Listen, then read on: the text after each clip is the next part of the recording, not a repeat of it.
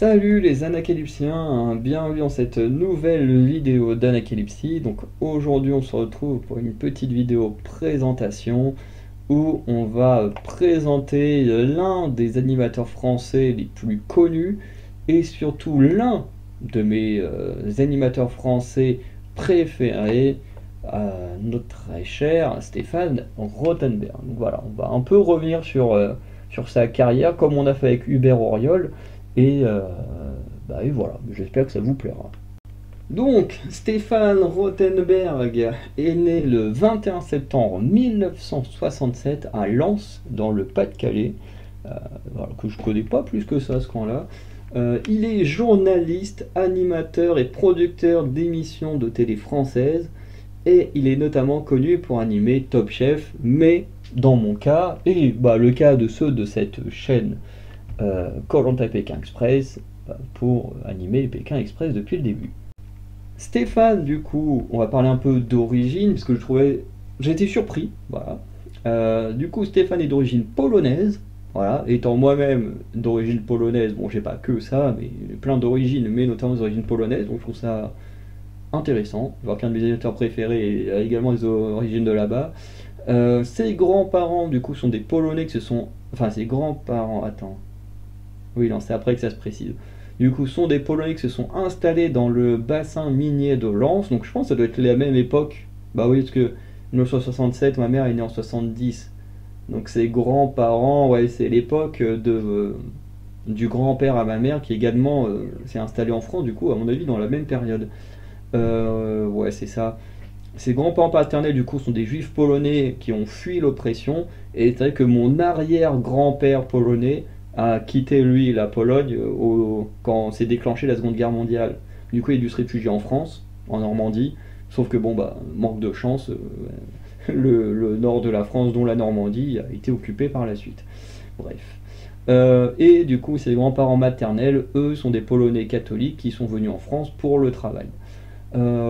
Stéphane, lui, naîtra à Lens, mais à 2 ans et demi, ses parents quitteront le Nord pour aller s'installer à Paris. En 1985, Stéphane Rothenberg stoppe ses études à 3 mois de passer le bac. Alors moi, j'ai voulu arrêter mes études, mais jamais à 3 mois du bac. Il préfère entrer directement dans le monde du travail. Pour cela, il va suivre une formation dans une école de radio afin d'y faire des stages. Entre 1991 et 1997, il travailla dans des magazines spécialisés dans l'automobile, de magazines tels que Sport Auto ou l'Auto Journal. Comme moi, j'aime pas les bagnoles, j'avoue que je n'ai aucune connaissance de ces trucs-là. Dans les années 2000, il sera animateur dans des VHS présentant des voitures pour la vente, notamment pour le groupe Citroën. Alors pour ceux qui seraient très jeunes, qui ne savent pas ce que c'est une VHS, c'est tout simplement une cassette, un objet que vous ne connaîtrez sûrement jamais, parce que les magnétoscopes, je suis pas sûr que ça fonctionne encore aujourd'hui avec les gros trucs Péritel et tout. Je suis même pas sûr, ouais, qu'on puisse faire fonctionner un magnétoscope aujourd'hui. C'est une bonne question, ça. Est-ce qu'on peut encore avec les nouvelles télé? Je suis pas sûr. Mais en vrai, les cassettes, c'était trop bien. Bon, long à remettre le film au départ, hein, parce que faut rewind toute la cassette. Mais moi, personnellement, j'ai connu la transition entre les cassettes et les DVD. Donc voilà, avant qu'on passe à la version numérique et qu'on lâche quasiment les CD physiques. Et pourtant, je suis pas si vieux que ça, hein, j'ai même pas encore 30 ans. Bref, entre 1995 et 1997, il deviendra reporter puis rédacteur en chef adjoint de Turbo pour M6. Bon, ça, Turbo, je connais parce que mon père, il regardait ça, et lui il kiffait les bagnoles et les motos. En 1998, il devient rédacteur en chef des magazines de France 2. Et en 1999, il devient adjoint à la direction des magazines et documentaires de France 2. Encore une fois, vous avez vu à quel point le mec il a monté en grade alors qu'il a aucun diplôme, hein. Il a juste son brevet et puis là on est arrivé là. Et notamment participera à la création de programmes tels que Tout le monde en parle ou Union Libre avec Christine Bravo. En 2020, à la radio sur RTL, il animera avec Bérénice Bourgueil, je ne sais pas si ça se prononce vraiment comme ça, mais du coup il va animer le grand quiz de l'été, comme vous le devinez, hein, et diffusé pendant l'été. En 2000, pour revenir sur autre chose que la radio, hein, voilà, Paul Shelley, qui est le directeur des programmes et des productions de la chaîne AB Motors, confie la présentation de l'émission V6 à Stéphane. Et cette émission, comme vous en doutez, avec le nom, est consacrée à l'automobile. Cette même année, il revient sur M6 pour l'émission Turbo, mais aussi Normal, Paranormal, émission pour laquelle il battra, oui, Marc-Olivier Fogiel. Alors Fogiel, je vois deux noms, mais je sais plus quelle tête il a, et Benjamin Castaldi, bon lui, je vois très bien qui c'est, lors des auditions. Il sera aussi cette année directeur des magazines pour Match TV, bon, là je vois à peu près la tête du magazine, et sur cette dernière chaîne, il animera en 2001 le talk show, comme à la télé, où il interviewera des personnalités du petit écran. En 2003, pour M6, il animera la première saison de Bachelor, le gentleman célibataire, qui est une émission qui consiste à faire trouver l'amour à un célibataire qui a réussi dans la vie, du moins dans le travail. Parce que techniquement, il a réussi que dans un domaine, c'est-à-dire qu'il n'a pas réussi dans l'amour. Cette saison sera un succès tel que Stéphane Rothenberg va animer la saison 2 et 3 en 2004 et 2005. Il sera ensuite remplacé par Grégory Asher pour la saison 4 et 5 en 2013-2014, puis par Boris Ergot pour la dernière saison en 2016. J'avoue que je connais aucun de ces deux animateurs. Et d'ailleurs, Bachelor, j'ai jamais regardé. Je connais le principe, mais jamais regardé. En 2003, sur M6, il anime aussi l'émission Star Intime, où il parle de la vie privée des stars avec eux. Voilà. Sur Match TV, il présente le magazine Press Connection, où il décortique l'actualité dans la première partie de l'émission, puis anime un débat en deuxième partie de l'émission. Un truc qui a l'air plutôt sympa. En 2004, Match TV s'arrête.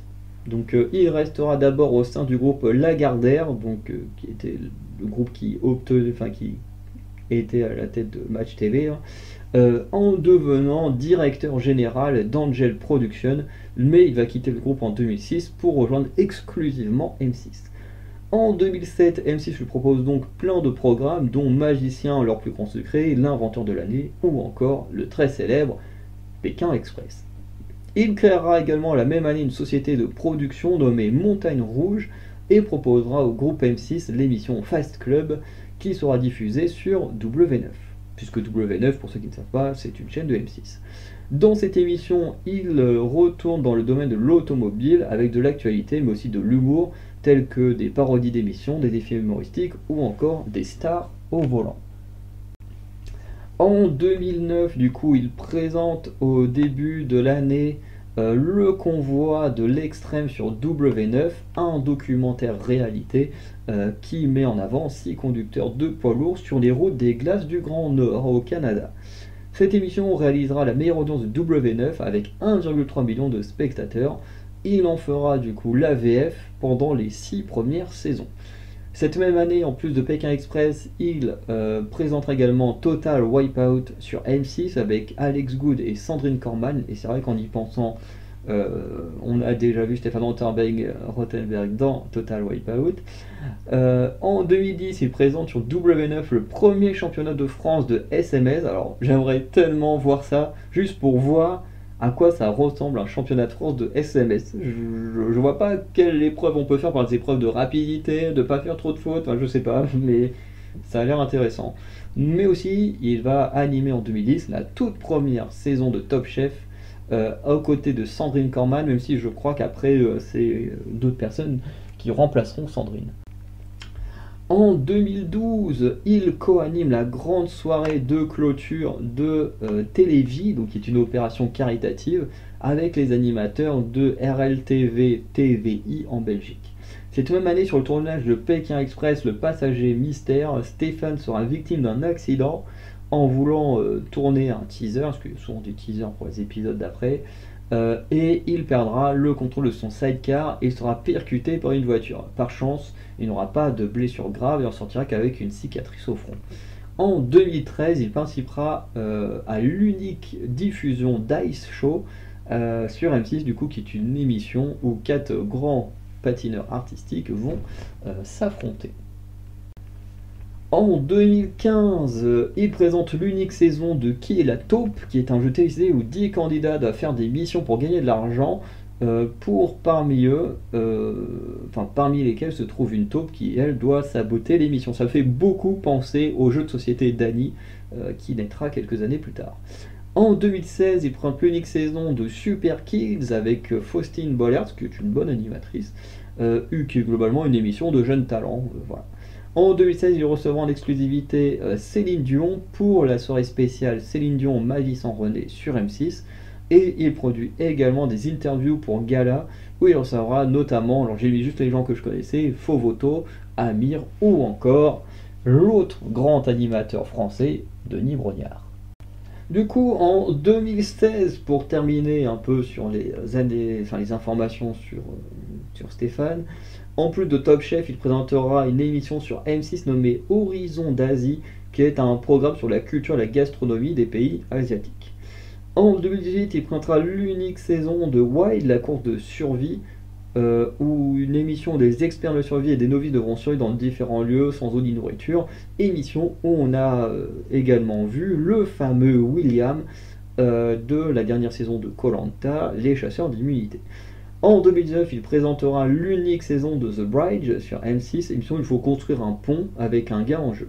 Et en 2023, il présente la nouvelle émission La photo parfaite, où 6 célébrités doivent se battre pour faire la meilleure photo possible. J'aimerais bien savoir sous quels critères. Du coup, on s'arrête là, en sachant qu'en 2024, il n'y a pas besoin de trop chercher, hein, nouvelle saison de Pékin Express, nouvelle saison de Top Chef, bon voilà, après les nouveautés, je ne sais pas encore ce qu'il nous fera. En émission que j'adore, forcément il y a Pékin Express, hein, je suis extrêmement fan et donc je trouve qu'il anime le show à merveille.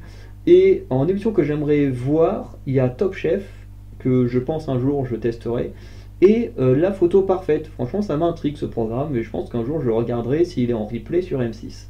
Voilà. Et puis après il y a l'émission aussi Horizon d'Asie qui peut être vraiment sympa, ayant des origines indiennes, ça peut être plutôt sympa. Le jeu Qui est la taupe aussi, ça peut être plutôt sympa, mais c'est moins dans ma priorité que Photo Parfaite ou Top Chef dans les programmes à découvrir que Stéphane Rothenberg a animé.